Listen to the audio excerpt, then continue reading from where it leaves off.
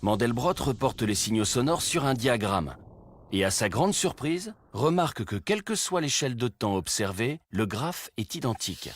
Un jour, une heure, une seconde, peu importe, le schéma est le même.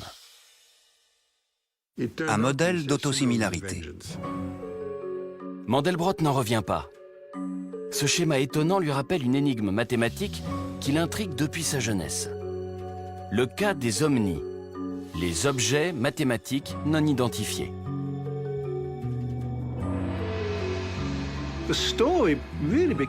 Tout a commencé à la fin du 19e siècle. Les mathématiciens avaient établi la définition formelle d'une courbe. Certaines figures répondaient à la description donnée, mais étaient trop étranges pour pouvoir être tracées. On les considérait comme des monstruosités. Ce n'étaient ni des lignes, ni des cercles. C'étaient des figures vraiment à part. Le mathématicien allemand Georg Cantor crée le premier omni en 1883. Il est parti d'une droite, il l'a divisée en 3 segments et il a supprimé le tiers médian. Donc il ne reste que les 2 extrémités. De ces 2 segments, il a supprimé le tiers médian et ainsi de suite. On aurait tendance à penser, à force à la fin, il ne restera plus rien. Eh bien, c'est faux. Il ne reste pas seulement un point, ni même 2 points. Il en reste une infinité.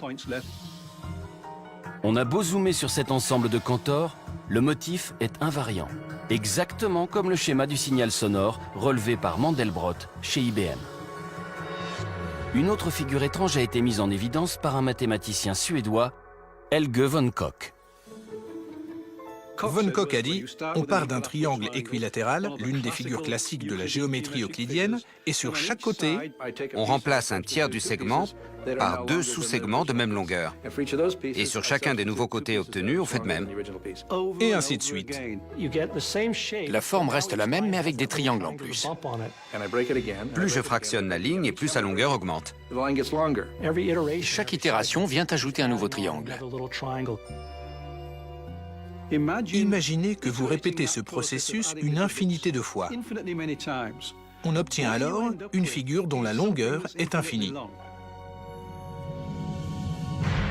Cette figure, que l'on appelle le flocon de Koch, est un paradoxe. D'apparence, elle semble tout à fait finie, mais mathématiquement, elle est infinie et ne peut donc pas être mesurée.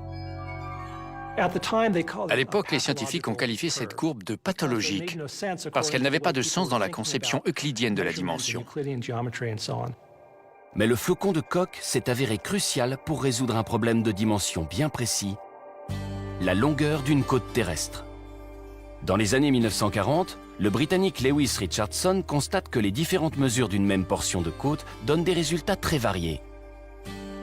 Tout dépend de votre unité de référence et de votre patience. Si vous mesurez la côte de la Grande-Bretagne sur la base d'1 mile, vous obtenez un certain nombre de miles. Si vous la mesurez en pied, la côte est plus longue.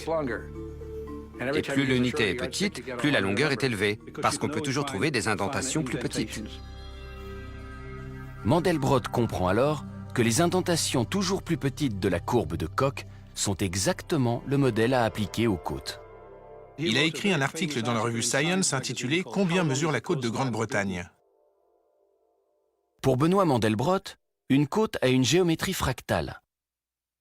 Il sait qu'il ne peut pas en mesurer la longueur, mais il pense pouvoir en mesurer la rugosité. Pour ce faire, il faut entièrement repenser le concept de dimension qui sous-tend les mathématiques classiques. Dans la géométrie dite normale, une dimension, c'est la ligne droite. 2 dimensions, c'est la surface plane. Et 3 dimensions, c'est le cube.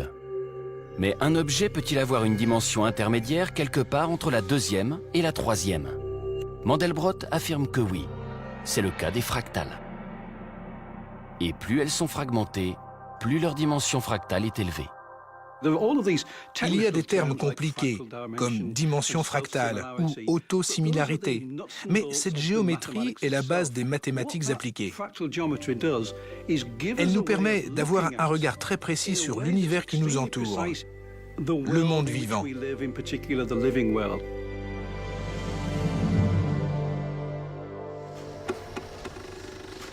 Les théories novatrices de Mandelbrot doivent aussi beaucoup à son engouement pour les nouvelles technologies. L'informatique facilite la répétition à l'infini des suites de calculs nécessaires pour générer ces figures hors normes. L'ordinateur était vraiment indispensable. Sans ça, ça aurait demandé un effort colossal. Mandelbrot décide de se concentrer sur un autre objet mathématique non identifié, un problème soulevé lors de la Première Guerre mondiale par un jeune Français, Gaston Julia. Gaston Julia s'était demandé qu'est-ce qu'il se passe quand on prend une équation toute simple et qu'on la répète en boucle. C'est-à-dire, on prend une valeur, on lui applique la fonction, ça donne un résultat. On prend cette nouvelle valeur, on lui applique à nouveau la même équation, on obtient une troisième valeur. Et on réitère l'opération encore et encore. Que se passe-t-il au bout d'un très grand nombre d'itérations? La série de valeurs obtenues s'appelle un ensemble, en l'occurrence l'ensemble de Julia. Si on le calculait à la main, on ne pourrait jamais savoir à quoi il ressemble dans son intégralité. Certains ont tenté de calculer les valeurs et de les reporter sur du papier millimétré. Il aurait fallu pouvoir recommencer l'opération des millions de fois. Pour que cette nouvelle branche des maths se développe, il a fallu attendre l'invention d'ordinateurs puissants. Travaillant chez IBM, Benoît Mandelbrot peut faire ce qui était inenvisageable pour Julia. Il utilise les ordinateurs qu'il a sous la main. Il reporte alors les chiffres de son ensemble de Julia sur un graphique. J'ai d'abord tracé sans réfléchir un très grand nombre d'ensembles de Julia. Pas un dessin, mais des centaines. Grâce aux figures qu'il obtient, Mandelbrot fait une découverte révolutionnaire. En 1980, il crée sa propre équation qui englobe tous les ensembles de Julia en une seule représentation. En procédant à l'itération de sa propre équation, il obtient sa propre suite de valeurs qu'il reporte graphiquement sur ordinateur. Le résultat est une sorte de cartographie de tous les ensembles de Julia et deviendra rapidement le symbole de la géométrie fractale.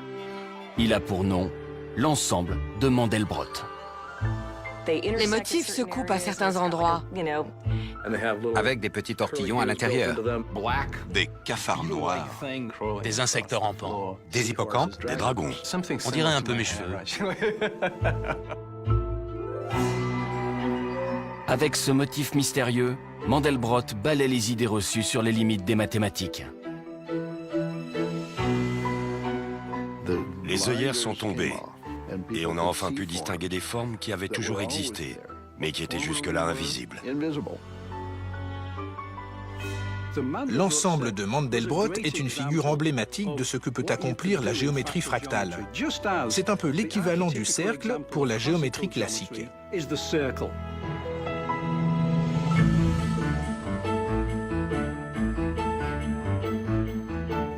Quand on zoome, on voit toujours le même motif. C'est l'autosimilarité. On zoome, on zoome, on zoome, et tout à coup, on a l'impression de se retrouver là où on était avant, alors que non.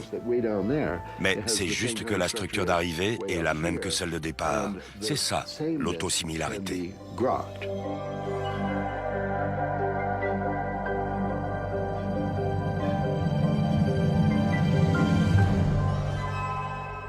Les motifs hypnotiques de Mandelbrot deviennent à la mode dans l'univers de la culture pop. Ça a pris comme une traînée de poudre. On se l'arrachait.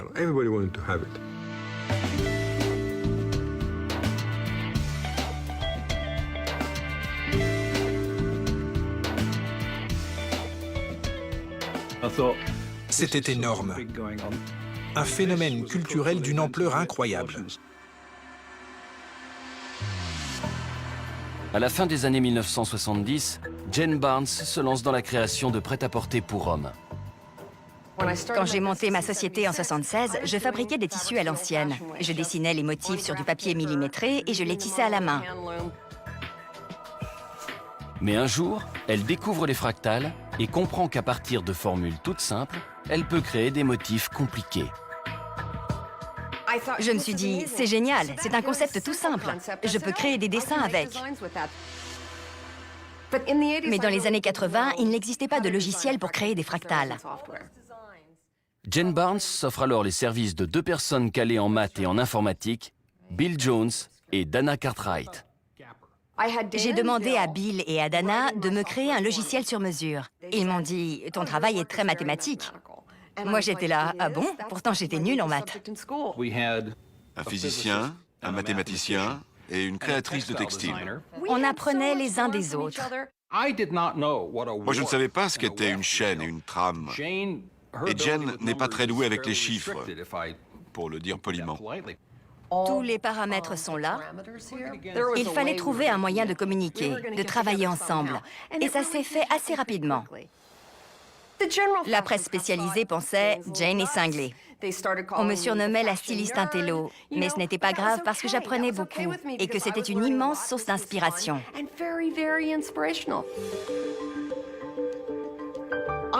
Je crée des tissus qui seraient irréalisables à la main. Parfois, j'ai des idées en tête.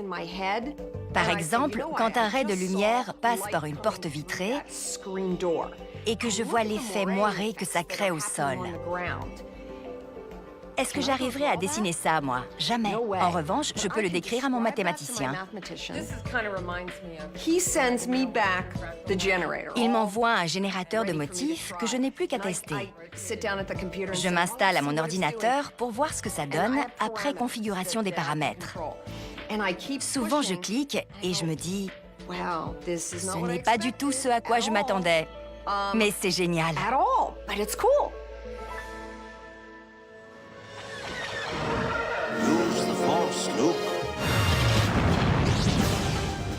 Le principe des structures fractales a également révolutionné l'univers des effets spéciaux.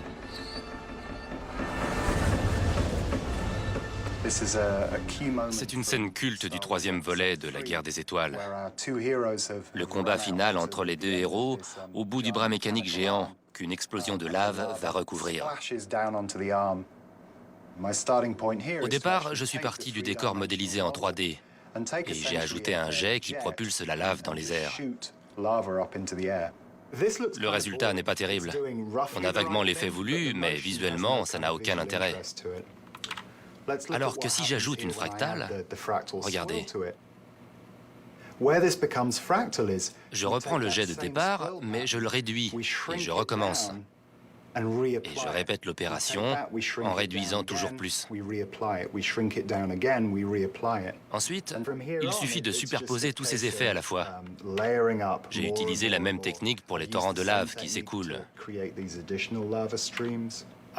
Et pareil ici pour avoir des braises incandescentes. On incruste ensuite les différentes couches et on obtient l'image composite finale, avec l'éruption de lave au premier plan, la coulée de lave à l'arrière-plan, les braises, les étincelles, la vapeur et la fumée.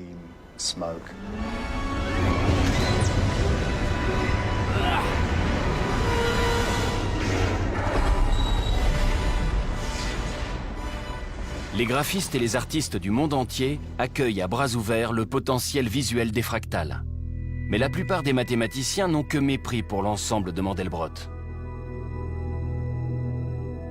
Le Mathematical Intelligencer, une revue spécialisée, n'arrêtait pas de publier des articles disant que Mandelbrot n'était pas mathématicien, qu'il était nul, que la géométrie fractale n'avait aucun intérêt. L'œil avait été banni de la science. Il avait été excommunié. Ses collègues, et surtout les brillants mathématiciens classiques qu'il respectait, ont dénigré ses théories. On s'habitue au monde qu'on a créé et dans lequel on vit. Et les mathématiciens étaient attachés à cet univers de lignes droites. Ils s'accrochaient à l'ancien paradigme, tandis que Mandelbrot et quelques autres étaient en train d'en créer un nouveau.